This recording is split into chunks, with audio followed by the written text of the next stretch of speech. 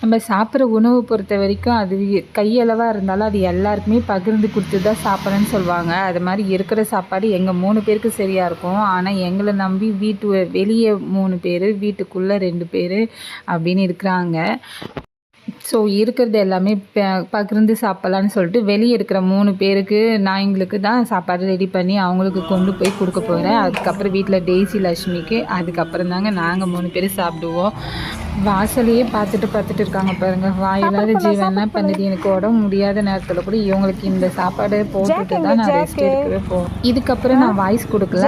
நான் அன்றைக்கி எடுத்த வீடியோவை அப்படியே அப்லோட் பண்ணியிருக்கிறேன்.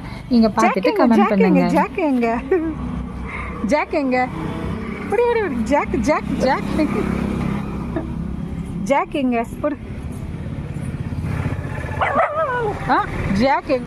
வச்சுதான் சாப்பிடாதுங்க இதுங்க வரா.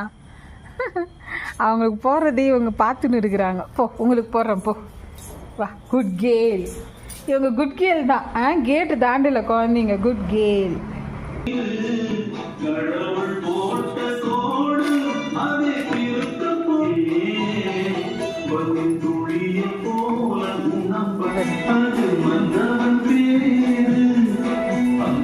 எங்க உங்க கிண்ணங்க வா.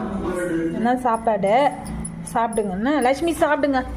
நான் டெய்ஸி வா. இரு